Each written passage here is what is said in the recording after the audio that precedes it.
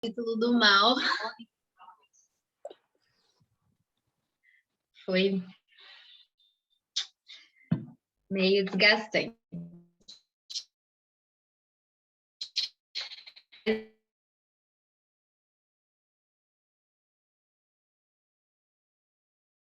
começar aqui com a epígrafe desse capítulo. Então, o Charles abre com essa frase.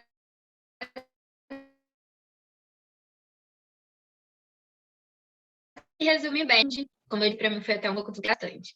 Quando estamos diante de algo que consideramos um mal, aquilo que representa uma ameaça à autopreservação do ego, aquilo representa uma ameaça à autopreservação do ego. Estamos tão ocupados preservando nossa existência em face dessa ameaça que não conseguimos ver aquilo com clareza alguma. E eu acho que isso inicia bem o que ele quer dizer, porque nesse capítulo ele vai tentar olhar para essa questão do mal de forma mais profunda, né? Muito além dessa dicotomia entre bem e mal, entre pessoas boas e pessoas más. Então, ele começa dizendo que as pessoas frequentemente acusam ele de ver o lado, de não conseguir enxergar o lado obscuro das coisas, de que ele seria muito otimista. E ele nega isso, né? E diz que quem leu as outras obras dele sabe que ele está bem consciente de todas as coisas horríveis que a humanidade já fez. Porém, ele tem essa vontade de ir mais fundo, de ir na raiz desse mal que a gente enxerga no outro, né? O que a gente está vendo ali, de fato, a não ser o nosso ego sendo despedaçado. E aí ele fala que esse mal, ele também está em algum lugar de nós, pois faz parte da natureza humana, né? A gente que produz. Mas que olhar para isso não é uma tarefa fácil, que é o desafio desse capítulo, já que isso está incluso nessa edificação da sociedade, de como a gente se constituiu, né, enquanto sociedade. E é sustentado a partir do que nós somos. Então, só mudar a circunstância, né, ele coloca ali algumas situações de que talvez a circunstância produza um mal numa pessoa, mas só mudar isso não resolveria, porque é bem mais fundamental, bem mais estruturante do que simplesmente uma situação. Então, ele afirma que existem essas histórias horripilantes e que é importante a gente ter consciência disso, né? Qualquer caminho que não reconheça isso, ou seja, que não reconheça que há coisas más na sociedade, ele não se sustenta, pois o mal também é parte dessa verdade que a gente está querendo enxergar. E a partir disso, né, tem 2 convites que são feitos por esse mal. Então, um desses convites está relacionado a esse desespero, à vingança, aos abismos, né? E o outro, eu coloquei a frase dele, né, que é: farei de tudo que estiver ao meu alcance para criar um mundo onde isso não aconteça. Então, há esses 2 caminhos que a gente pode escolher para lidar com esse mal. E aí ele diz: talvez aquilo que vemos como natureza humana seja uma reação condicional a circunstâncias tão universais e de origem tão antiga que não conseguimos vê-las como condicionais. A alterização, a transformação de tudo em um outro, que nos permite fazer o mal, e as histórias que contêm essa alterização estão presentes em certa medida até entre os indígenas, e formam a urdidura e a trama da sociedade moderna. Não sabemos como a natureza humana seria num ambiente que corporificasse a história do interser. Não sabemos como seria crescer numa sociedade que afirmasse nossa conectividade e cultivasse suas percepções, sentimentos, pensamentos e crenças. Aí ele vai dando outros exemplos, né, de que a gente simplesmente não sabe como é ser estruturado de outra forma. Então, ele conclui essa parte dizendo que o mal ele é uma reação à percepção da separação e que ele não está dizendo, de novo, né, que não há pessoas más no mundo, mas que talvez elas estejam condicionadas profundamente pela história da separação. E é para isso que ele se propõe a olhar. Então, ele traz alguns exemplos, ele conta uma história de um pacifista, o Pancho, não sei se é assim que fala o nome dele, no qual ele estava num protesto, né, na universidade, e ele foi brutalmente jogado no chão e algemado por um policial, mas ao invés dele reagir com raiva, que é um dos convites que esse mal faz, essa violência faz, ele disse para o policial que o perdoava por aquele ato e que ele estava naquele protesto não só pelos filhos deles, mas pelos filhos do policial também. E aí conseguiu se conectar com o policial, acho que ele percebeu que ele era mexicano, alguma coisa assim, e chamou ele para comer uma comida mexicana. Então, o policial aceitou o convite, soltou as algemas dele, e aí o Charles traz essa história dizendo que ela terminou bem, não foi só porque o Pancho foi bonzinho, porque se ele não estivesse num lugar de muita inteireza, de muita verdade, o policial provavelmente se sentiria manipulado e aquilo geraria mais ódio nele ainda. Mas que ele estava numa história, né, do interser, e ele ficou muito firme nela. Então, quando ele fez isso, a atitude dele diminuiu um pouco o nível desse ódio no mundo, ao invés de reforçá-lo com mais violência. Então, através da ação dele, ele conseguiu produzir um mundo um pouco diferente, ainda que seja ali só naquele entorno. E ele fala assim: não sei se o encontro de Pancho com o policial mudou diretamente a vida daquele homem, mas sei que cada experiência de amor ou de ódio fica inscrita na nossa interioridade. Cada experiência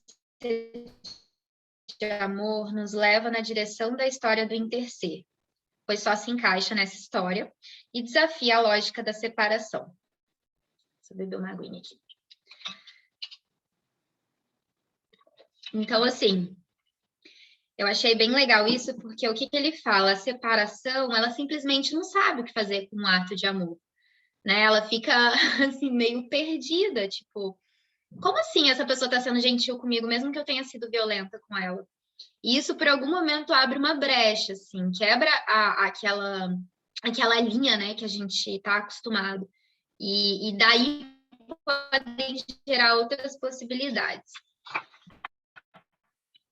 Mas ele vem também explorar esse outro lado, que alguns grupos, né, algumas visões de mundo, veem tudo com essas lentes cor-de-rosa, como se o mundo ele fosse só bom e bastasse a gente olhar dessa forma. Acho que a gente está bem acostumado com isso, né, na internet, com alguns coaches, enfim, de que, assim, basta a gente querer criar uma realidade diferente, a gente consegue fazer isso individualmente. E ele fala que não é isso que ele está dizendo, é bem mais complexo do que isso.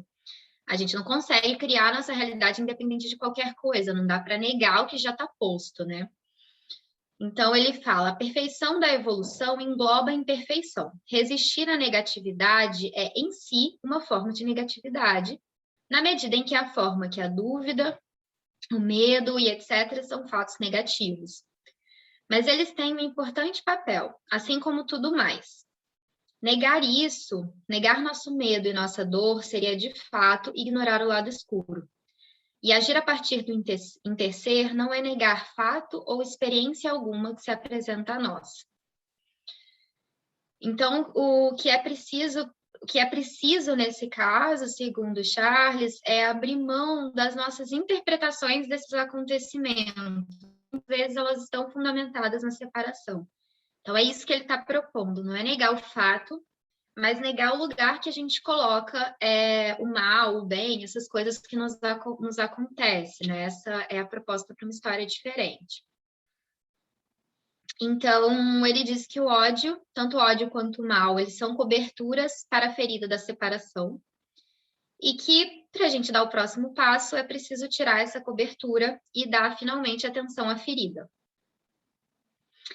E aí ele continua dizendo, né, que a história da separação é tão profunda que ela está na nossa própria linguagem, se manifesta através de algumas palavras como idiota, mentiroso, tolo, imperialista, racista e por aí vai. E que se a gente quiser mudar algo de fato, nós precisamos ser contadores da história de um mundo novo. Então, não só através de nossas palavras, mas principalmente pelas nossas ações.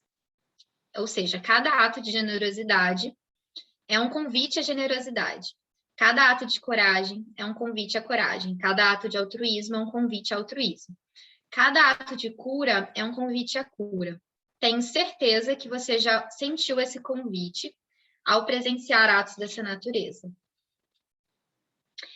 E aí ele conclui também, assim, que o que faz a gente ter medo, né, o que nos impede de sermos generosos, às vezes, tem a ver com alguns dos nossos traumas, dos nossos receios fundamentais, assim, né, muito antigos, né, como de ficar sozinho no universo, ou de não ser cuidado, né, ou de que não vai ficar tudo bem se eu emprestar meu tempo, se eu doar meu dinheiro, vai me faltar, e que essa mentalidade ela é contrária ao espírito da dádiva, que sempre tem o suficiente para todos quando a gente aprende a compartilhar de um lugar do interser, né, e não mais da separação esperando algo em troca. Então ele vai relembrando alguns episódios assim da história da humanidade, né, onde o mal ele não era só uma reação à percepção da separação, mas também era o seu próprio produto. Então, quantas vezes a gente não produz mais mal em nome da luta contra o mal? E aí tem uma série de exemplos, né? A identidade desse alvo, ela muda, tem sempre um novo malvado que a gente precisa combater, mas o resultado é sempre o mesmo, continua produzindo mais mal. Então, a gente, sei lá, pode olhar ali para as guerras que os Estados Unidos estabeleceram com o Oriente Médio, né, em busca de tirar ditadores, enfim, nessa desculpa, e o quanto estrago que isso produz até hoje, assim, né, por décadas nesses países. E aí, ainda nessa exploração ontológica, assim, do mal, ele diz que o mal ele é real e história, mas também o real é real e história, já que a nossa ideia do que é real foi criada por nós e manifestada dos nossos métodos científicos, né, que ele já falou em alguns capítulos atrás, são bem questionáveis. Então, a gente precisa também questionar o que a gente considera real de fato. E ele deixa esse questionamento, então, para terminar esse capítulo, né, que eu achei bem legal, se seria possível o mal existir na história da separação e não existir na história do interser. Então, transitando entre essas histórias, estaríamos transitando entre as realidades, né? Já que numa história ele existe, numa história não existe mais. Então, é exatamente sobre isso que é esse livro, como a gente vai transitar entre essas histórias que já estão acontecendo simultaneamente. E aí tem um capítulo mais leve, que foi mais fácil para mim, que é sobre a história, né? E aí ele entra nessa parte de qual é essa história que a gente vai começar a contar. Então, a gente já viu que toda a civilização está construída sobre um mito, né? Como a humanidade... E ele fala como a humanidade ficou presa na ratoeira dos seus próprios postulados. E como essa busca por soluções, elas encarnam hábitos da separação. Então, a gente traz soluções que fazem a gente produzir ainda mais separação. E a gente fica replicando isso infinitamente. Então, o que nós precisamos é, de fato, uma nova história. E aí, ele reflete que isso não significa apenas habitar uma nova história, mas também trabalhar na consciência dessa história, para que essa nova história não seja mais uma replicação da separação. E então a gente precisa ter ações com empenho e não meramente simbólicas, né, para mudar essa história. Ações que partam de um lugar muito integrado, muito verdadeiro, assim, conectado com esse interser. Então, ficou para mim essa questão, que a gente precisa entender o porquê a gente faz o que a gente faz, né? Quando a gente tem uma ação, por mais que aparentemente ela pareça muito digna, muito boa, muito generosa, ao que a gente está conectado, assim? É mais a separação ou ao interser, né? E eu acho que esse é um exercício muito difícil, porque ele mexe bastante com o nosso próprio ego, né? Principalmente quando parece ser uma ação generosa. Às vezes não é. E ele traz esse caso do povo Shuar, eu acho, do Equador. E ele diz que eles estão ou estavam, eu não sei, né, numa resistência para impedir a entrada de mineradoras nas suas terras. E porque para eles essa é uma forma de proteger a floresta que eles moram e que sempre lhes deu assim tudo que eles precisavam. Então, ele fala que aqui os Shuar jogam outro jogo. Eles estão nessa história do interser já, porque o compromisso deles, enquanto povo, não é de combater o inimigo, mas é de proteger a floresta. Então, isso muda tudo, esse lugar de onde a gente está olhando. Eles não estão lutando contra algo, mas eles estão lutando por algo. E ele conecta com uma crítica, né, aos ativistas de hoje, alguns ativistas, que se concentram muito mais no mundo que eles querem ver morrer, em combater esse mundo que eles querem ver morrer, e não no que eles querem construir de fato. E aí uma expressão disso, né, é o termo da sustentabilidade. E ele se pergunta, afinal, o que a gente quer sustentar? Será que o propósito da vida é apenas sobreviver? Não tem mais que isso. Então, ações como as do Shuar, elas são importantes não só pelos seus efeitos práticos, talvez eles nem consigam impedir a entrada das mineradoras, né, nesse momento, mas pelo sentido que eles criam com essas ações. E ele diz que os Shuar, né, e aí eu estendo também assim para todos os povos originários, né, eles não vão nos derrotar com suas lanças, ou derrotar a modernidade com suas lanças, mas com suas palavras, com as suas histórias, com a sabedoria e com esse tipo de ação que está muito mais conectada ao interser do que a separação. Ele reforça, então, que isso tudo que ele está dizendo, né, não significa que a luta ela não seja necessária, e às vezes, né, em algumas situações, mas que aí ele até faz uma paráfrase assim, de uma frase do Martin Luther King, que pode-se matar os que têm ódio, mas não pode-se matar o ódio. Pelo menos não dessa forma que a gente está tentando, né, matar o ódio, porque a gente está fazendo isso com mais ódio ainda e alimentando esse ciclo.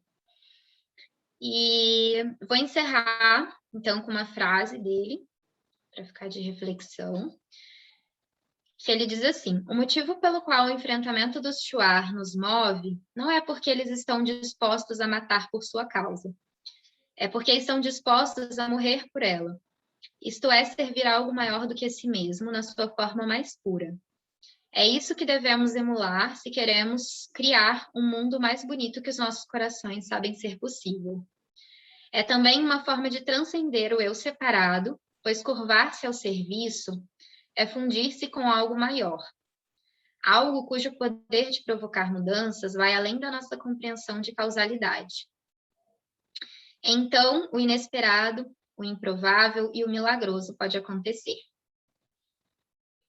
É isso. Ai, gente. Você, Lua. Então, e aí, meus amigos e minhas amigas? Vamos começar? Eu queria começar nesse capítulo do mal, ele é bem... Oi, Natália, saudades também. Que bom que você veio. Ele é um capítulo bem denso, né? Assim, do tipo, ele vai descendo, descendo, descendo. A gente acha que ele nunca vai acabar de descer e vai dando uma aflição, assim. Mas eu acho que tem uma coisa central, né, para a gente falar, que é sobre essa questão que ele começa já na primeira página falando sobre essa ideia desse mal como parte da natureza humana, né? E aí eu acho que é uma boa continuidade do capítulo da psicopatia, né? Porque a gente vinha falando lá que os psicopatas são meio esse arquétipo, né? Esse ponto alto da maldade que supostamente existe, independente do que esteja acontecendo, né? E o Charles veio falando que sobre essa ideia, né, de que a gente faz coisas ruins porque há algo de ruim em nós. Mas será mesmo, ou será que isso é circunstancial, né? Existem circunstâncias que vão produzindo essa maldade. Um pouco mais à frente, ele vai falar que todo esse edifício da nossa civilização, de alto a baixo, até as suas mitologias mais fundantes, da separação e da ascensão, são as circunstâncias para essa maldade, né? E, no entanto, um mundo mais bonito, mesmo isso sendo real, um mundo mais bonito ainda assim é possível. né? E aí ele fala, né, que esse próprio sistema monetário ele provoca e recompensa o mal, e que isso é parte fundante, já que isso é central. Mais um pouco para frente, né, ele vai trazer essa questão de que as piores coisas que você puder imaginar que um ser humano fez a outro já foram feitas. Se não foi por causa do mal, então por quê? Qualquer visão de mundo que não reconheça a realidade dessas coisas não conseguirá nos oferecer uma fonte de otimismo. Somente vendo o que há de pior é que meu otimismo pode ser autêntico. E aí aqui é que eu queria abrir para a gente começar a falar. Porque para mim, essa é a parte mais bonita desses 2 capítulos, né? Sobre essa capacidade de olhar o mal de frente, de reconhecer a existência dele e ainda assim escolher fazer de maneira diferente, escolher fazer a partir de um outro lugar, né? Que não da reação e da devolução para esse sistema exatamente dessa mesma essência. E aí eu queria saber o que vocês acham. Quem cria coragem para abrir e falar como se sente quando ouve isso? Que sentimentos conflitantes abre dentro de si, de se acredita nessa história do interser, de que essa maldade ela é circunstancial, ou se a gente tem isso dentro da gente, o que faz a gente escolher uma coisa ou outra.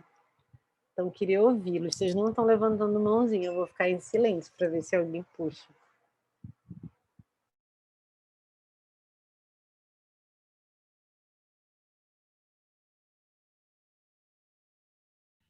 Vamos lá. Muito que bem, vamos lá. Olha, eu acredito, sim, que é possível. Se eu não acreditasse nisso, eu acho que eu não conseguiria sobreviver nesse mundo. Então, é caminhar para essa história onde seja possível que existam circunstâncias para que a gente não precise exercer tanta violência, né? Eu acho que é legal nesse capítulo, porque ele fala muito sobre como esse mal eu entendi muito como um mito, na verdade, né?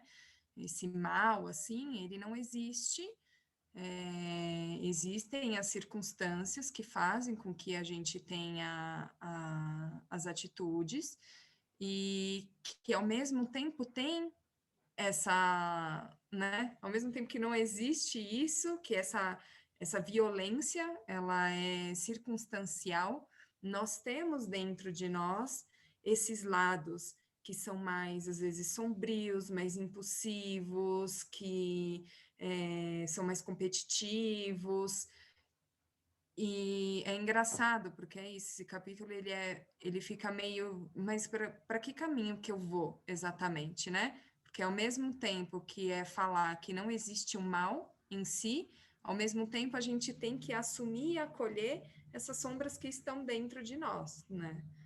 E sim, é isso, eu acho que não é um processo fácil, é um processo difícil, mas eu vejo nesse processo do autoconhecimento, das terapias e tudo, quanto mais eu vou acolhendo essas sombras dentro de mim, né, sombras, entre aspas, falando nesse contexto do Charlie, mas quanto mais eu vou abraçando essas coisas que me geram dor, que me geram também atos violentos e de separação, mais aquilo vai perdendo espaço, sabe?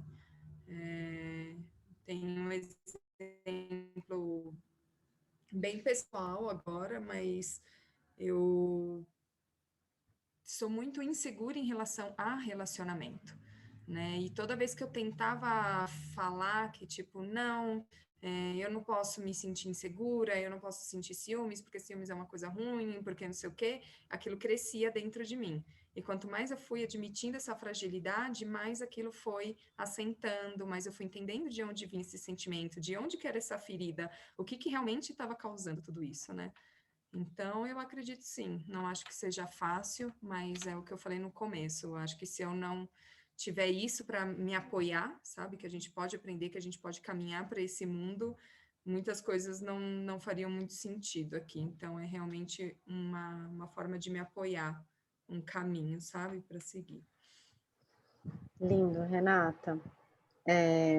Um pouquinho mais adiante, ele fala, né?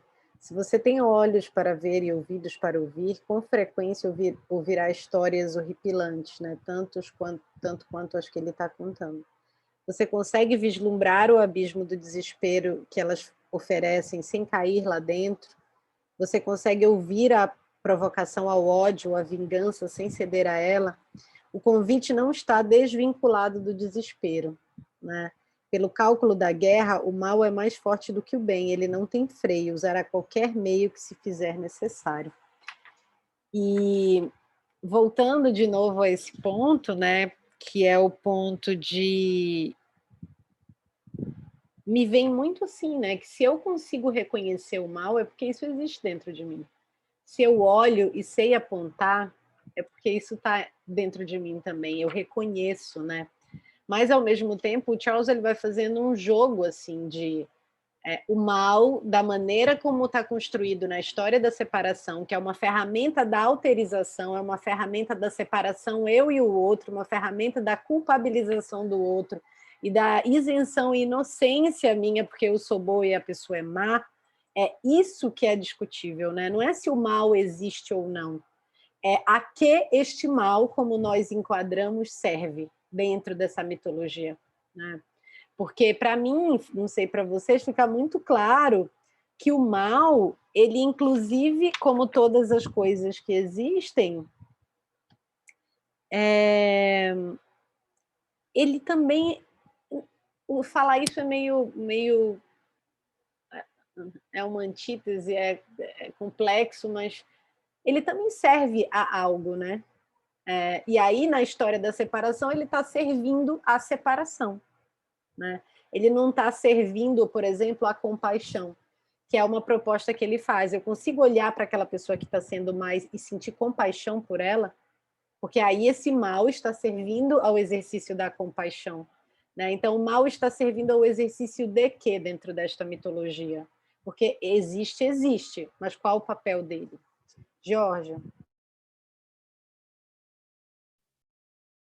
Sabe uma coisa que eu fico pensando em relação a esse tema? É nessa questão que às vezes a gente olha, tipo, tem acho que ali num trecho que ele fala essa justificação também de quando a gente observa a natureza e a gente diz que existe essa maldade também lá, né? Essa perversidade, ela também está presente em outros núcleos, sabe?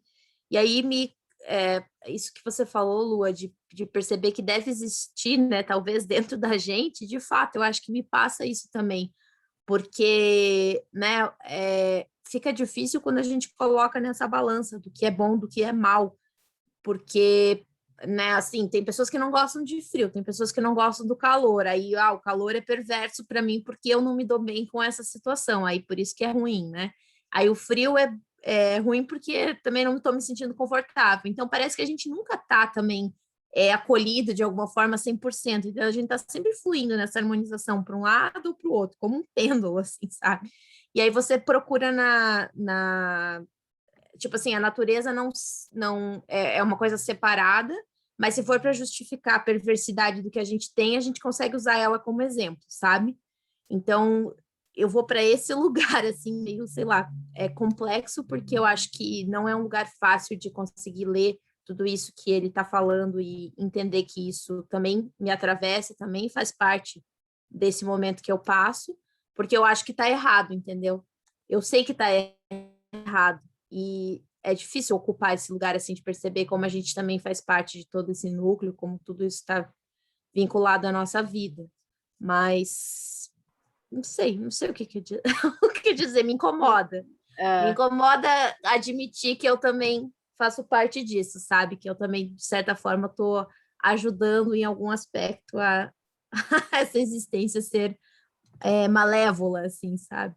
Mas eu acho que é um aprendizado. Fica mais claro um pouco quando a gente sai dessa dicotomia, né? Eu não, assim, realmente, quando você coloca bem e mal, assim, fica essa complexidade de, né, o que eu faço está certo, e aí você volta para essa questão do julgamento, eu acho. E um pouquinho mais adiante, ele fala que a gente não sabe como seria a natureza humana num ambiente que corporificasse a história do interser, né?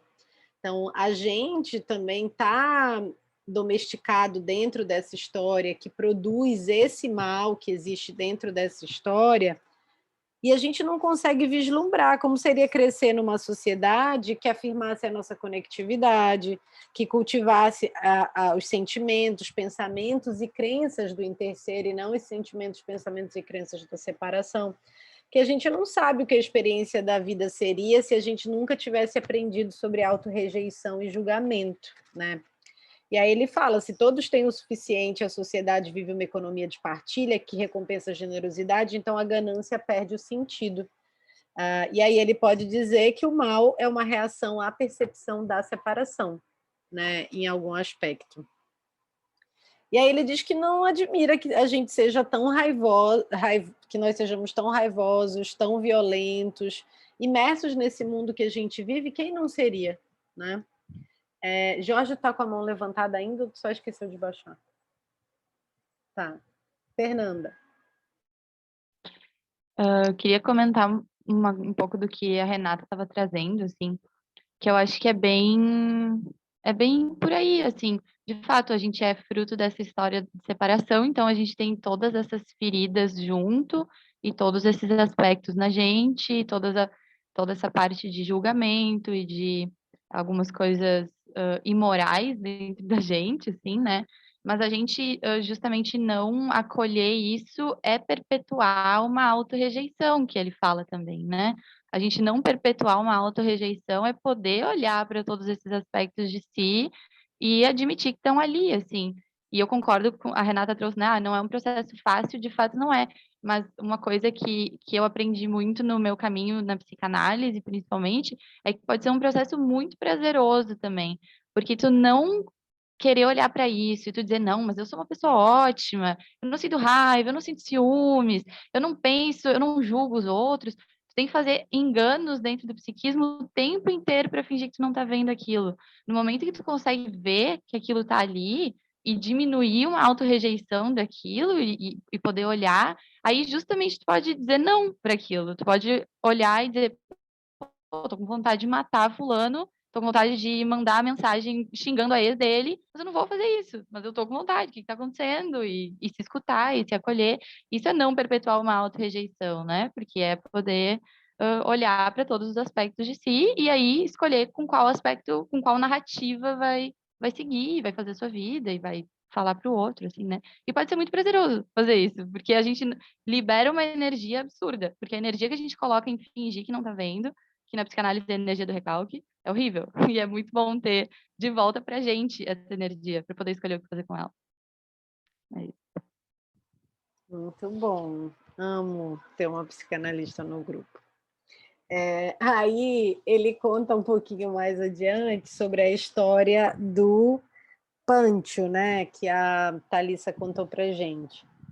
E aí ele fala que se tivesse acontecido com ele aquilo né, que aconteceu, ele imagina que a indignação da vida dele inteira diante das injustiças do mundo ele iria projetar nas costas do policial. Finalmente alguém para culpar e odiar, né? Porque se essa culpa e esse ódio eles emergem também como fruto dessa separação, a gente encontrar esses algozes é uma forma da gente também dizer assim, ufa, agora eu posso culpar alguém por todas as dores do mundo, né?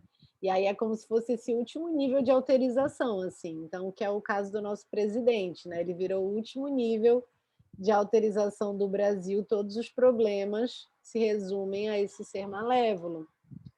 E a gente não consegue olhar para como a gente está contribuindo para isso acontecer, para sequer para ele estar lá no poder, né? E aí ele fala, quanto pior a sua perseguição a mim, mais gratificada eu me sentiria, mais mártir, inocente e reprovável, que a gente vê que é muito do discurso, por exemplo, nesses discursos de polarização, né? Quanto pior é o outro, melhor eu sou. Quanto mais errado é o outro, mais certo o meu lado tá. Então dá uma sensação boa, ter algo desumano para odiar com total certeza faz com que a gente se sinta absolvido. E por personalizar o mal, os problemas do mundo parecem bem mais simples de serem resolvidos. Basta nos livrarmos das pessoas más, né? E a gente falou muito isso também no nosso último encontro. E aí ele fala, né, que o poder do Pâncio estava porque ele partiu de um lugar, de uma história diferente. E ele estava plantado nela de uma maneira tão firme que assegurou esse lugar ali para que outras pessoas pudessem embarcar na narrativa dele. E isso, meus amigos, precisa de muito trabalho interno, né? Você conseguir se manter diante de uma outra mitologia de maneira firme, a não agir com violência, precisa de muita consciência também, né? Um estado de presença para a gente chegar nesse lugar. E aí ele fala que o Tao Te Ching diz: não há infortúnio maior do que subestimar seu inimigo, e subestimar o inimigo significa pensar que ele é mau. E aí, um pouquinho mais para frente, ele vai falar já de como histórias como a do Pâncio, elas são importantes para a gente fortalecer o nosso próprio enraizamento na história do interser, né? Isso é uma coisa que ele já falou também num capítulo lá atrás, o quanto é bom a gente fazer reuniões como essa aqui e poder celebrar aquilo que fortalece isso dentro da gente, né? Porque isso enraiza a gente dentro dessa nova história. Porque ele diz, quando eu estiver numa situação que desafia a minha posição na nova história, talvez conhecer a história do Pâncio me ajude também a me manter firme.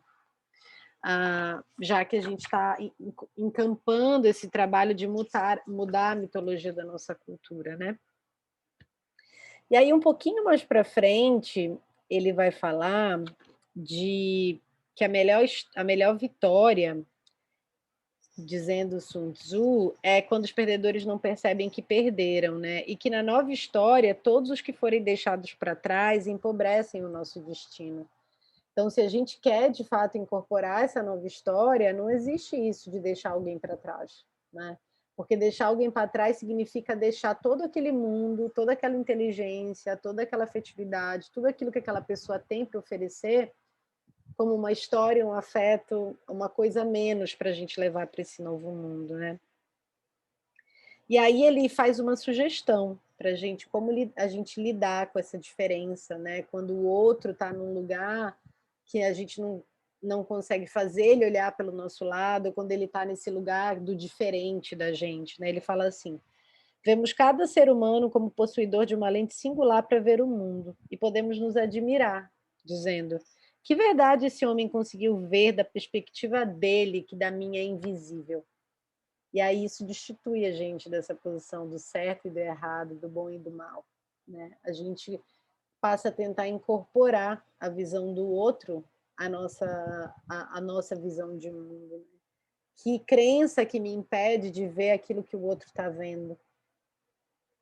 E aí ele fala, sabemos que deve haver algo, que de fato cada um de nós ocupa um lugar diferente na matriz total do ser, exatamente para poder contribuir com uma experiência única à totalidade da evolução.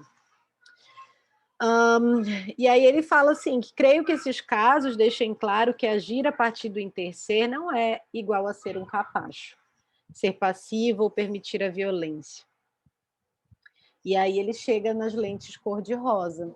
E aí aqui tem uma similaridade muito grande com o trabalho do Gestos Rumo a Futuros Decoloniais. Numa das cartografias deles, eles colocam essa posição, né, daquele que vê o mundo como um mundo cor-de-rosa, o mundo do arco-íris, que é como eles chamam lá, e aquele que vê só a merda, né? Só vê a merda do mundo. E aí os gestos, ele diz que a gente tem que estar com um pezinho no arco-íris e um pezinho na merda, que é assim que a gente consegue caminhar nesse mundo em transição. A gente não pode tirar o pé do arco-íris, porque esse pé do arco-íris, ele permite a gente a se manter fortalecido, a acreditar que o mundo é possível. E o pé na merda permite que a gente reconheça aquilo que é feio, fodido, aquilo que é mal, né? Olhar nos olhos disso é importante para a construção dessa nova história. Porque como a Thalissa leu para a gente, ele diz, né, que a perfeição da evolução engloba a imperfeição. E é preciso, sim, abrir mão da nossa interpretação costumeira dessas experiências da vida. O ódio e a história do mal são uma cobertura à ferida da separação, e a gente precisa tirar essa cobertura para dar atenção à ferida para que ela possa sarar. E aí ele faz mais uma vez algumas perguntas que são semelhantes a que eu falei um pouco anteriormente, que para mim são fundamentais para isso. Fundamentais, assim. Que é: você consegue olhar para o abismo aberto pelas atrocidades mais horrendas e não mergulhar no ódio? Você consegue se manter presente à ferida aberta e dolorosa que essas histórias revelam? Você consegue se deixar sentir a dor, sentir mais dor, sabendo que, tendo integrado aquela dor, você agirá com sabedoria, clareza e eficácia muito maiores que os ataques do inimigo? Gente, para mim, essa é a sabedoria do mundo, assim, né? E aí tem uma coisa que é muito bonita. Existe uma história, que eu não vou saber contar exatamente, mas... Ian, como é o nome daquela daquele arquétipo, daquele personagem da velha que tem a casa, que tem patinhas de galinha e que a casa se move? Baba Yaga. A Baba Yaga. A Baba Yaga incorpora muito isso aqui, assim, né? Essa coisa da bruxa, né? A bruxa é esse ser que consegue olhar o mal nos olhos, né? Se você for buscar, enfim, qualquer livro que fale sobre bruxaria, por que a bruxa cura? Porque ela consegue olhar a ferida e se manter no lugar de curadora, né? Porque no fundo é isso que ela faz, mas nessa profunda aceitação das sombras, da maldade, da tristeza, da dor, e ela consegue se manter diante de tudo isso desperta, né? E não cai nessa ideia do maniqueísmo, do bom e do mal, do julgamento.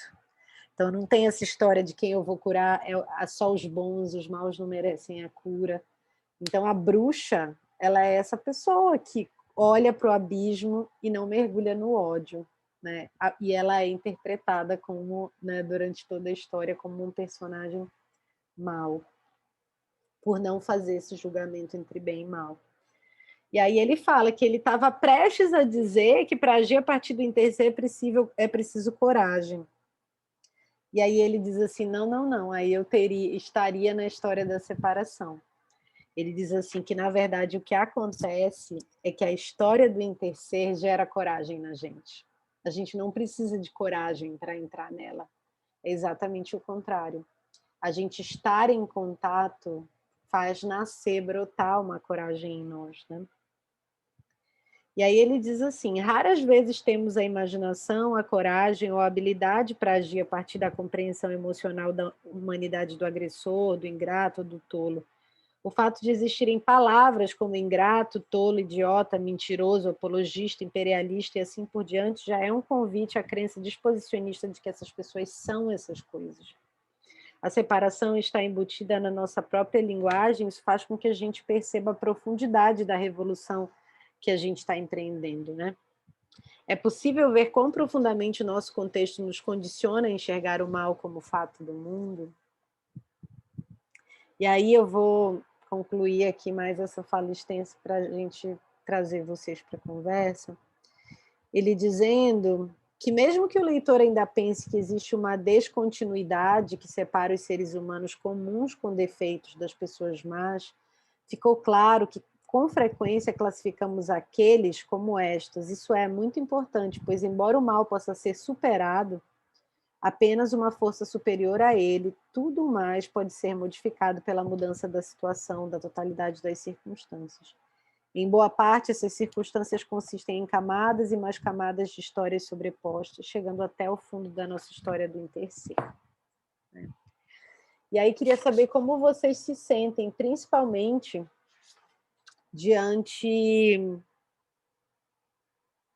dessa coisa da coragem necessária para olhar nos olhos da maldade, sabe? Se vocês se sentem aptos, se vocês se sentem frágeis diante dessa proposta, se vocês já refletiram sobre isso anteriormente, Parece que tá todo mundo no mesmo mood aqui hoje, né? Todo mundo assim numa coisa mais... Eu já estou para propor para a gente fazer uma meditação junto, que eu acho que vai ser mais útil. Vamos lá, meu povo. Vai, Thalissa. Você me falando assim da Baba Yaga, principalmente, eu sinto como se fosse um ritual de iniciação, olhar para a cara desse mal. É como se a gente estivesse começando a nossa jornada do herói enquanto humanidade, sabe? É um nascimento, um rompimento. E não é fácil, né? É preciso desfazer alguns laços, assim. Então, acho que é esse ritual de se iniciar nessa nova história. É assim que eu me sinto nesse momento. Obrigada. Eu sinto, assim, falando a partir de um lugar pessoal, antes de eu continuar, já que vocês estão todos caladinhos aí, eu sinto que o mal e o medo, eles são irmãos, assim, sabe? Eles andam de mão dadas pela floresta e a gente não quer encontrar nunca com nenhum deles, nem com o mal, nem com o medo. E a gente já tem medo de encontrar com o mal, ou seja, a gente já encontra com medo antes de encontrar com o mal, né? E esse mal, às vezes, nos leva a um estado de medo de nós mesmos, que é a coisa que a Fernanda estava dizendo. A gente não quer encontrar com isso dentro da gente, né? E aí eu sinto que as histórias, não só essas histórias do Novo Mundo, mas essas histórias antigas que se contavam, que não eram histórias sobre o bom e o mal, então tinham histórias para criança, como a da Baba Yaga, né? Tinham histórias que contavam sobre violência, sobre a maldade, sobre as diversas camadas que existem dentro da gente, de uma maneira que qualquer criança poderia entender, inclusive se sentir aterrorizada, mas era importante para que ela pudesse começar a lidar com aquilo, né? E aí a gente começou nesse lugar das histórias da Disney que muitas vezes não levam para essas outras camadas do ser, né? E aí eu digo que da minha parte, esse processo de entrar na regeneração, ele teve um caminho assim muito correlacionado, né? Uma coisa que eu nunca falei, vou falar aqui, vai ficar gravado, é que eu tenho crise de pânico desde os 13 anos. Então, o medo, ele sempre foi uma força presente na minha vida, sabe? E ter convivido com medo durante tantos anos, desde muito nova, de perto, me fez sentir vontade de olhar nos olhos do medo e saber o que tinha ali. Porque quando a gente para de resistir ao sofrimento, a gente para de ter aversão a ele, a gente consegue olhar ele nos olhos, isso gera uma força dentro da gente. Isso gera uma compreensão da complexidade da vida que a gente não consegue descrever. Então é por isso que a gente fica dando voltas nesse capítulo do mal. Porque o mal, a gente não vai saber dizer ele exatamente, a complexidade dele, porque a gente não tem linguagem. Então a gente fica tentando justificar e botar ele numa caixa do mal. O mal é bom? O mal é bom ou o mal é mal? Sabe? Ele tem utilidade ou não tem? Então a gente ainda está usando as caixinhas da modernidade para tentar compreender.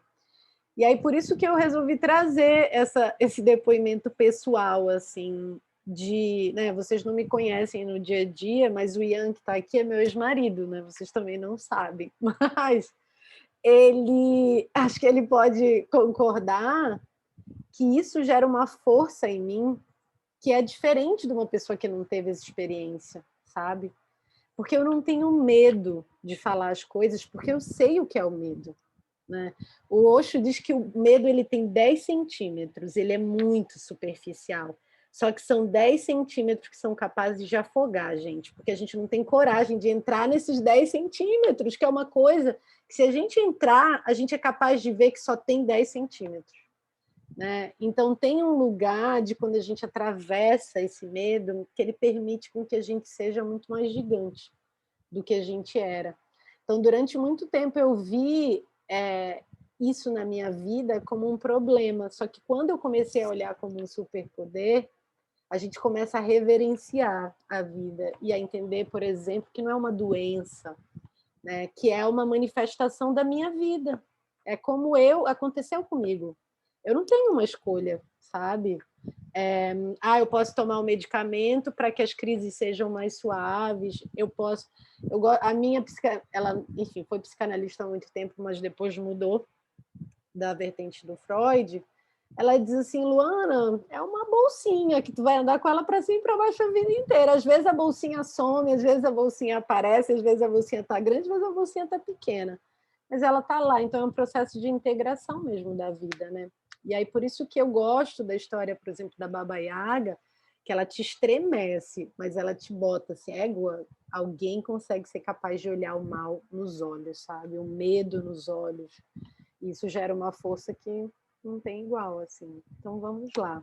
Fernanda. Só complementar rapidinho, só Pode. um comentário rápido nesse exercício, assim, porque eu estava pensando em falar algo muito similar, assim, a relação do medo com a maldade, ela está muito nesse espaço também de não saber o que vem daí, né, do desconhecido, assim, como é que essa maldade vai me afetar, o que eu faço com isso agora, para onde eu vou, então a gente fica toda hora evitando encarar mesmo essa situação, né?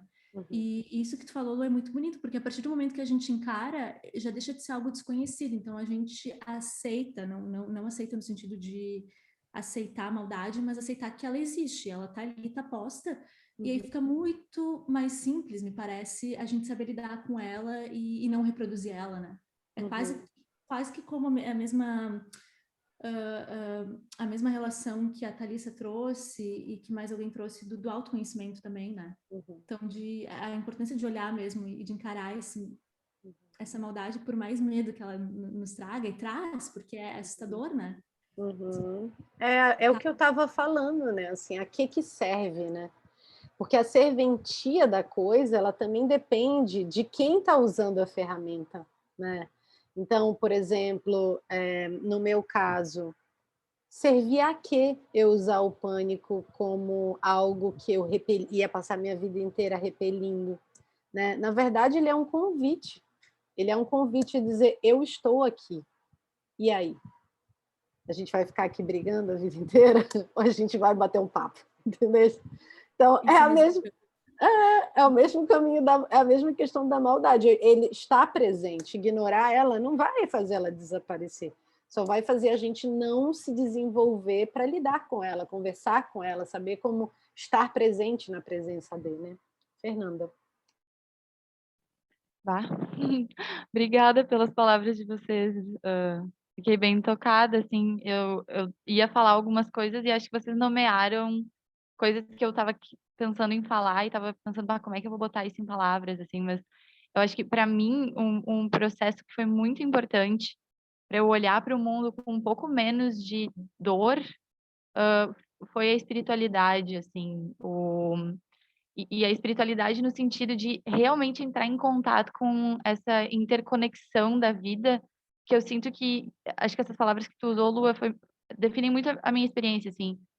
Eu entrei num estado de reverência depois que eu comecei a ter algumas experiências meio transcendentais, assim, de perceber que a vida era muito maior do que eu achava que ela era, e eu podia ser mais humilde frente a isso também, assim.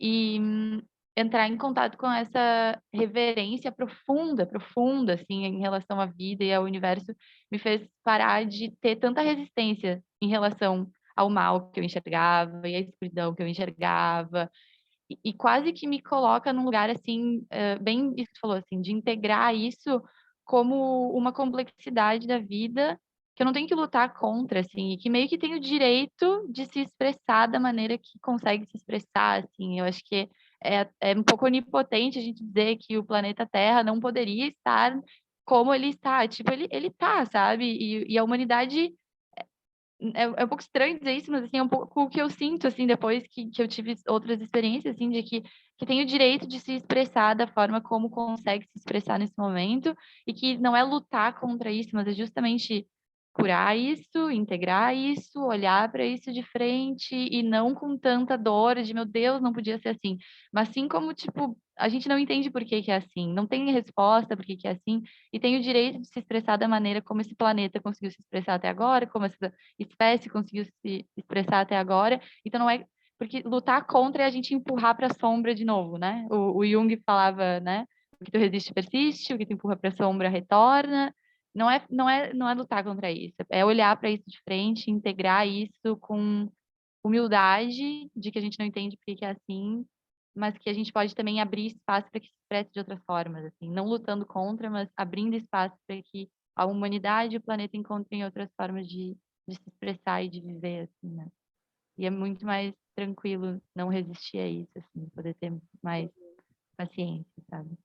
Sim, e tem uma coisa que o Charles fala, né, que quando a gente entra nesse flow com a vida, que alguns milagres acontecem, né, do tipo algo inesperado acontece. Então, assim, a minha experiência, essa experiência, ela me mostrou que assim como ele falou da psicopatia, que os psicopatas eram pessoas com uma sensibilidade extrema, o que eu descobri nesse processo de integração é que eu tinha uma sensibilidade muito grande. E aí, isso me deu uma possibilidade de usar essa sensibilidade a favor de algo que eu acreditava, entende? Então, graças a mais de 20 anos de pânico, que eu consigo olhar para vocês e sintonizar e saber o que, ou pelo menos tentar sintonizar e entender o que vocês estão sentindo. Porque isso é uma sensibilidade que eu ganhei por conta da doença, entende? Então, assim, por conta de saber quais as sensações e sentimentos e ter vivido elas na minha carne. Então, isso me fez uma palestrante melhor. Porque eu olho e eu sinto o campo, eu olho, eu sei quando está entediado, quando está não sei o quê. Isso me deu uma capacidade de percepção. Então, assim, toda vez que existe uma dor, existe também ali algo de bonito que emerge, sabe? Existe uma beleza em tudo que a vida manifesta, né? Até naquilo que a gente acha que é só escuridão, só maldade. Então, por isso que no começo do capítulo, né, a maldade está servindo a quê dentro dessa narrativa? Porque ela também pode servir a uma compreensão, ao Pâncio transcendendo a ela. Então, ela serve como uma escada para que a gente também possa se colocar num outro lugar. Né? Tem outras proposições a partir do momento que você assume que está lá. Ingrid. Oi, gente, boa noite. Eu tô um pouco perdida hoje. Eu levantei a mão pensando em falar em uma coisa, e agora já pensei em outra, aí já fugiu, voltou. Mas eu acho que eu começo muito nesse gancho do que a lua traz, assim, sabe? Eu também sou super sensível, assim, de sentir campo, e eu precisei também passar por muitas dores para chegar nesse lugar, assim, de voltar a sentir, de me permitir sentir de novo, assim, sabe? Depressão, ansiedade, pânico, e sinto que, assim, que foi muito necessário, que nem a lua trouxe agora, assim, sabe? Eu senti todas essas dores, porque parece que elas me moviam e diziam assim, tem alguma coisa errada. Se a gente não te avisasse, tu ia continuar aqui e que não ia mudar nada, assim, sabe? Então eu sinto que eu sempre tive muito medo, assim, e medo principalmente de mim, assim, sabe? Eu chorava e dizia assim, eu não sei do que eu tô sentindo medo, mas eu sabia que eu não queria conhecer quem tava aqui, porque eu falava, não é legal, sabe? Assim, eu só sentia que tinha alguma coisa em mim que não era muito legal, assim. E quando eu comecei a criar coragem de adentrar os meus espaços mais escuros e de olhar na cara do medo, olhar na cara das coisas mais perversas que existiam dentro de mim, pelo menos dar início a isso, né? Porque eu não sinto que terminou, acho que sempre continua. Eu comecei a adentrar um lugar de enxergar que tudo isso tem uma potência muito grande, né? Então eu fico pensando aqui quando vocês perguntam assim, para que o mal serve nessa história que a gente está vivendo, né? E eu fico questionando quanto que não é para afastar a gente da gente, né? Porque quando eu continuo vendo mal no outro, eu quero me afastar do que o outro é, aí eu quero me afastar do que tem dentro de mim também, que ressoa com o que ele faz. Eu não vou chegar perto disso que tem dentro de mim, não vou entender qual é de fato a minha grande necessidade, né? Esse final de semana eu fiz um workshop de escuta das emoções, e quando eu escutei as minhas emoções, assim, tinha um rancor muito grande. E aí, depois de ouvir aquele rancor, eu senti muita vergonha, muita, muita vergonha, porque eu estava sentindo aquilo. E eu disse assim: não é possível que um ser humano seja capaz de fazer isso aqui, de agir dessa forma, simplesmente porque ele sente rancor. E eu vi que sim, é possível. E eu estava de uma forma micro, né? Fazendo algo que no macro alguém podia fazer e podia ser horrível, assim, também. E comecei a sentir ali o quanto que, às vezes, por essa vergonha, eu consegui acessar o que eu o que eu sentia de fato ali, o que eu estava precisando. E o que eu sentia era medo de não conseguir me conectar com as pessoas sem quem eu sou. Então, eu sentia um medo muito grande de admitir que eu sou um ser humano que erra e que faz coisas que não são boas, às vezes porque tem outros medos e às vezes não enxergo o que estou fazendo. E medo de não conseguir, por conta disso, me conectar com as outras pessoas, um medo de ficar sozinha, né? Então aí eu começo a me questionar o quanto que para fazer o mal a gente não precisa de muita força, né? De muita energia. Então, assim, se eu enxergo a energia que tem no mal, talvez eu consiga usar essa energia para fazer outra coisa, né? Mas aí eu preciso primeiro vir para esse lugar que é horrível e que é muito difícil, assim, de olhar para mim e de falar, caramba, né? Sou eu, assim, não é o outro, sabe? Sim, e de nenhuma maneira é tão complexo falar sobre isso, porque de nenhuma maneira existe um desejo de romantizar, né, essa situação, porque ela é difícil. É sofrimento, né? Você ter uma doença mental, ou a depressão, ou o transtorno de ansiedade. É muito difícil.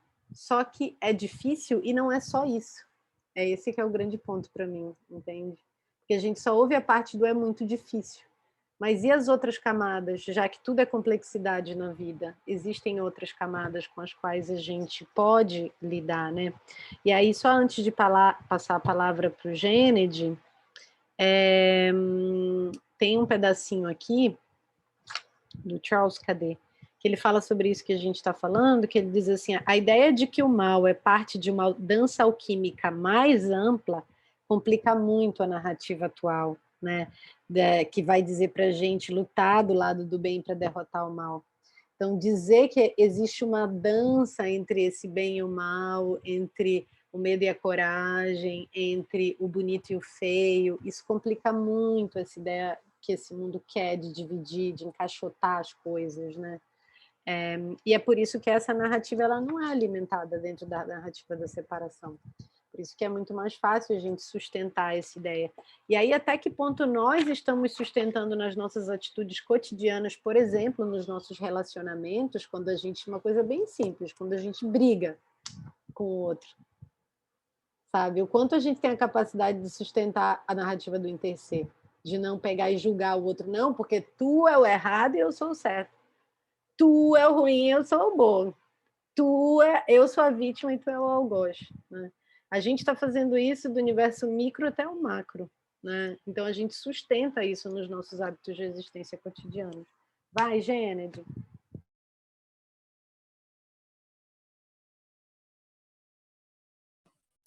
Boa noite, eu dei boa noite, ninguém escutou, agora boa noite de novo. Oi, gente. Eu estava escutando tudo que vocês falaram e estava viajando, né, aqui. E eu fiquei viajando numa coisa que a Lu falou, que foi essa do mal na gente como a possibilidade de reconhecer o mal, né, que existe, né, esse reconhecimento. Se existe, então o ato de reconhecer implicaria na existência desse mal dentro da gente, né? E sempre ficou muito notório, assim, sempre um medo, tipo, até a própria questionamento se o mal existe, né? Como uma tentativa de dizer que ele não existe, que não tem dentro de nós e que ele não existe no mundo, ou alguma coisa do tipo. Já colocando como se assim, o mal é mal, entende? E se o mal, na verdade, fosse uma possibilidade que fizesse a gente dar cuidado, né? Se ele fosse escutado. Então, o mal é mal quando ele não é escutado, às vezes, vamos supor. Tipo, saí de dentro do quarto, acordei de manhã, tenho que trabalhar, tenho que fazer café da manhã, saio, tem mais gente ali, eu faço, nossa, quero matar alguém. Tipo assim, não é porque esse mal, às vezes, é tipo, olha, tá bem errado mesmo, né? Talvez você não devesse que sair para trabalhar o que te ofereceram, né? O mundo que te ofereceram, que de fato eu sinto que é um mundo que a gente recebe, né? A gente nasce aqui e alguém está deixando para a gente, né?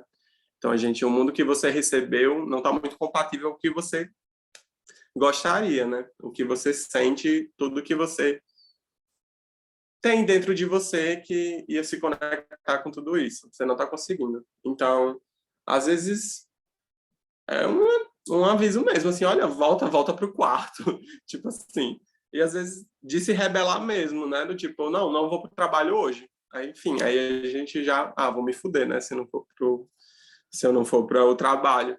Mas eu acho assim que acaba sendo o mal não é mal, né? Então esse mal é E, por exemplo, eu até escutei algumas referências também ao escuro e fico imaginando assim, né? Que o escuro é essa coisa onde a gente não sabe exatamente o que está ali. Então, como possibilidade, a escuridão, na verdade, como possibilidade, não algo como a se temer, né? De se colocar lá dentro mesmo e tatear, que seja. A poesia, por exemplo, para mim, ela vem muito da escuridão, né? Dessa possibilidade, da abertura de uma possibilidade, de um colocar de forma não muito clara para que a possibilidade do outro se expresse a partir daquela escuridão. Então, fico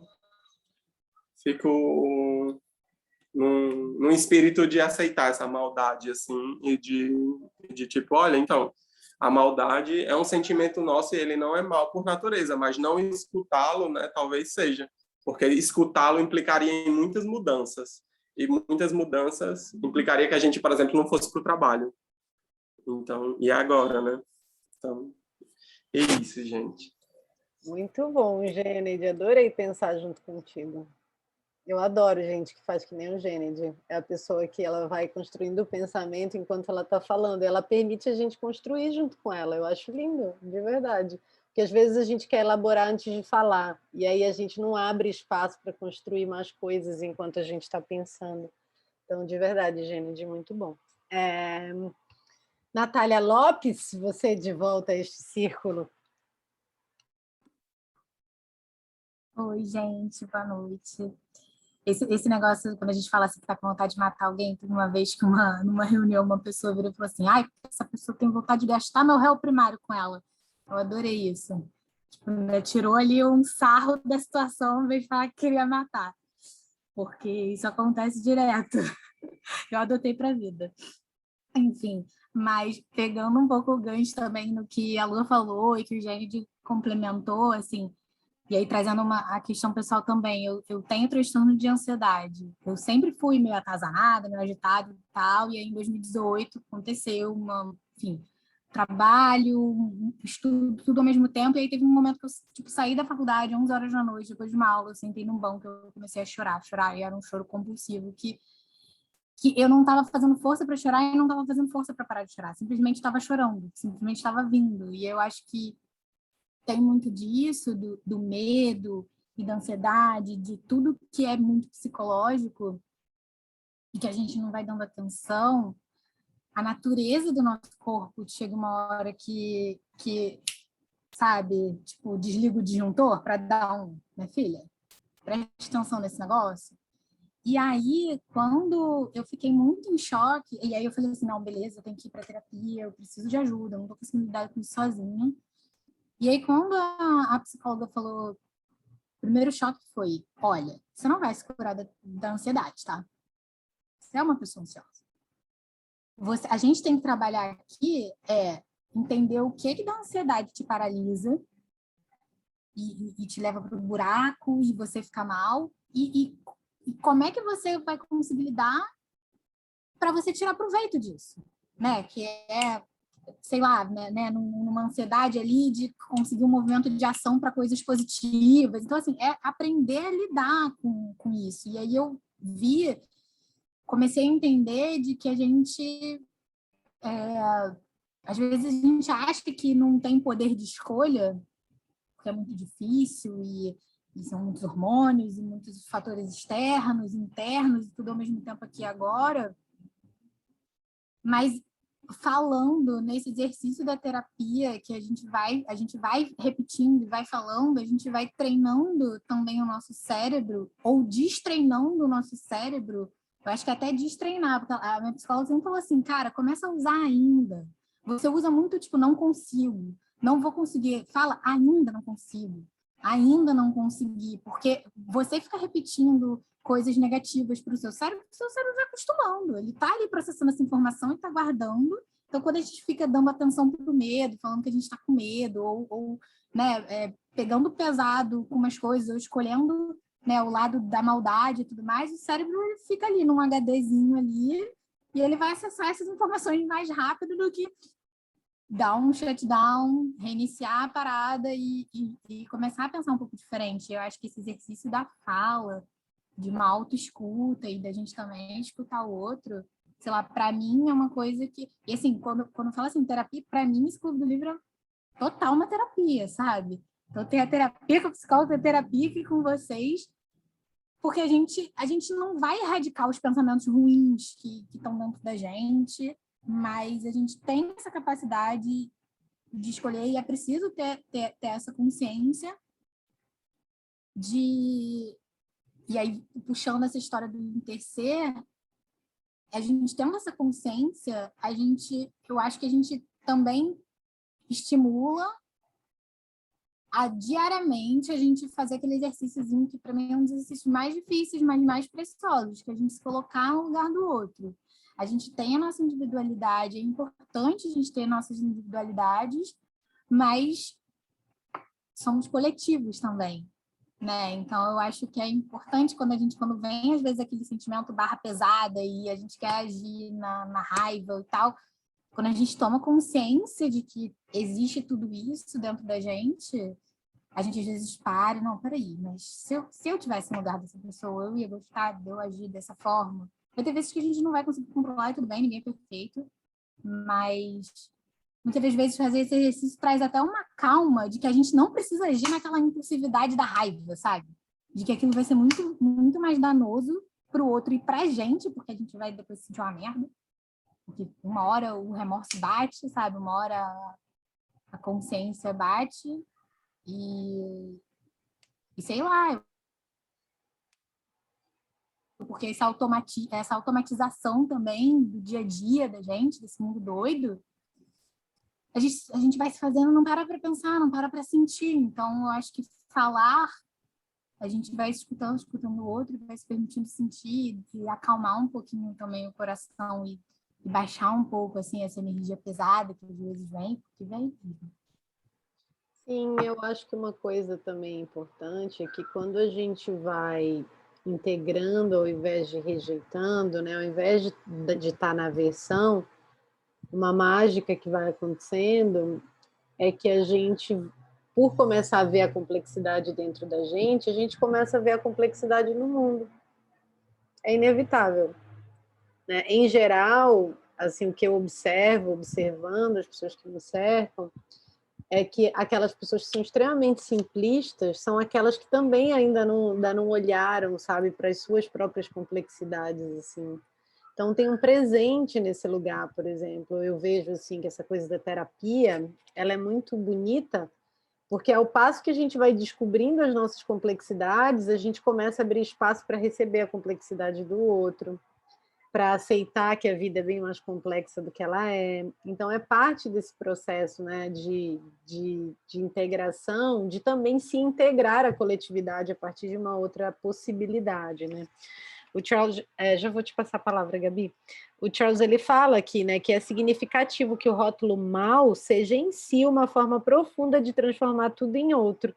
Essa é mais uma maneira de perceber que o conceito do mal é parte integrante do fenômeno do mal. É engraçado, eu achei engraçado o Gênede falando, né? Porque a gente percebe que o mal não é mal. A própria palavra mal, ela não deixa a gente tirar ele desse lugar, né?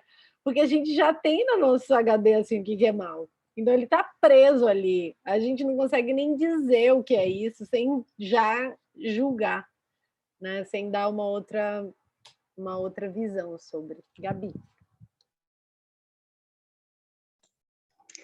Oi, gente. Então, eu queria compartilhar muito com vocês sobre o arquétipo de Escorpião, que, enfim, eu estudo muito astrologia e autoconhecimento, né, como os 12 arquétipos. E Escorpião fala justamente sobre esse deus do submundo, né? Então, é esse arquétipo que fala da gente mergulhar no nosso lodo psíquico, decompor as coisas e, a partir disso, renascer, né?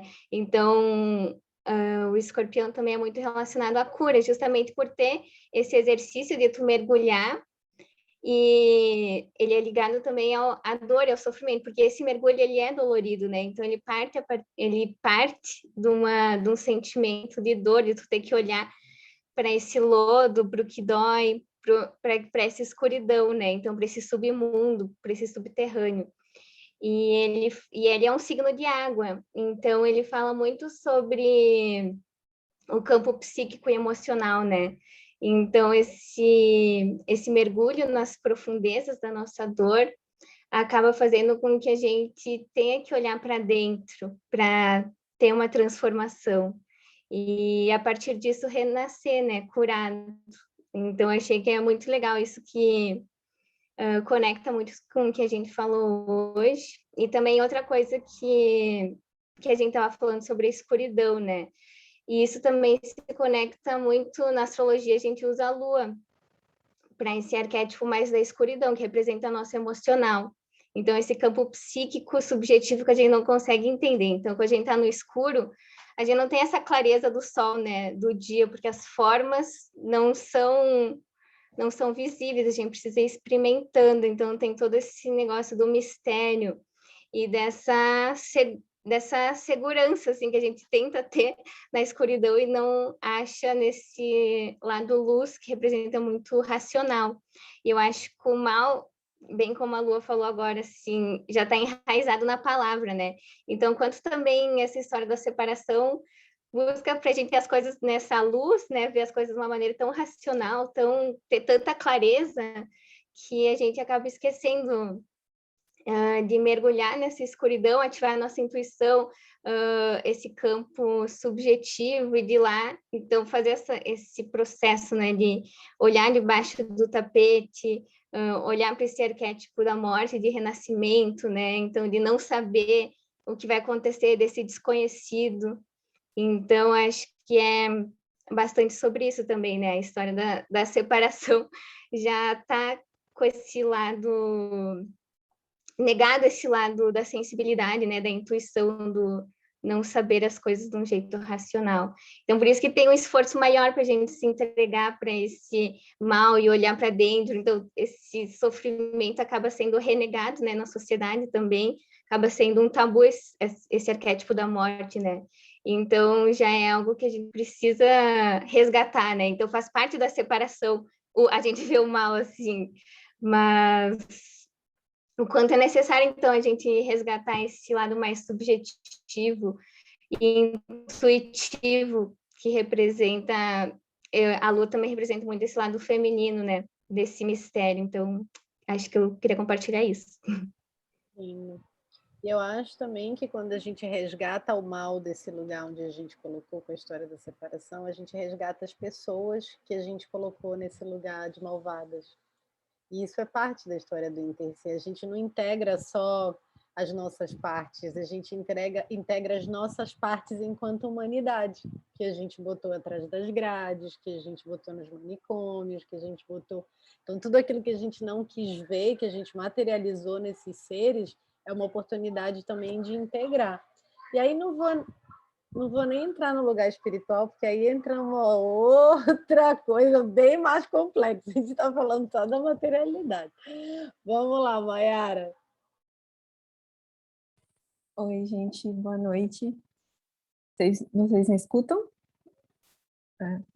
Eu ia falar justamente isso que a Lua complementou agora, que esse livro, e eu estava com muita dificuldade de entender o conceito assim do Interser, mas a cada capítulo e a cada provocação, né, que é cada capítulo, e principalmente esse do mal, eu comecei a perceber que o Interser, para mim, né, no que eu consegui compreender, é muito mais de você encaixar essas pequenas partes que você foi separando, tanto do outro quanto do mundo, em você, e a partir daí, então, você conseguir enxergar o mundo de outra forma, né?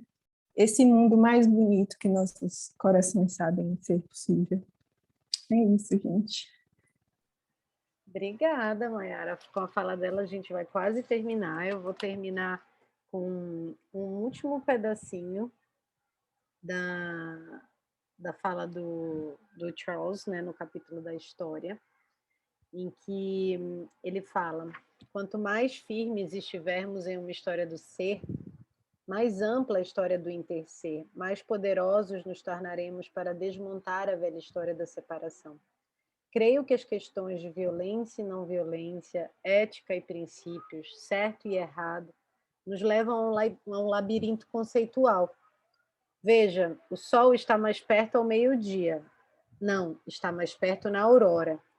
Todo ato de maldade, toda inação covarde já perpetrada neste mundo foi justificada por um princípio, a lógica da história. Ao nos tornarmos sóbrios depois de nos desintoxicarmos da história da separação, temos a oportunidade de entrar num modo de consciência mais amplo, a consciência da história. Nela podemos nos perguntar: que história queremos habitar? Que história eu quero habitar? Eu achei lindo isso, da oportunidade de entrar na consciência da história, né? Eu achei isso tão lindo, da gente fazer parte dessa consciência antes da história se materializar, né? Então, eu acho que esse é um pouco da busca, da gente se tornar a consciência da história, para que a gente possa habitar a história que a gente quer, né? E para isso a gente mesmo precisa ser aqueles que exercitam essa história, que fincam raízes, que levam adiante essa consciência que a gente quer ver habitando no mundo. Então é isto, meus amores, muito obrigada pelo nosso dia de hoje, que eu cheguei aqui sem nem saber o que eu ia falar direito, totalmente perdida, e saio daqui muito mais nutrida. Muito obrigada. Um beijo em vocês e até semana que vem. Faltam poucos capítulos, hein, para a gente terminar. Tchau. Ai, que Beijo, saudade que eu tava. tchau. Tchau, gente. Tchau, tchau. Tchau, gratidão. Tchau, gente. Beijo. E Tchau, boa noite.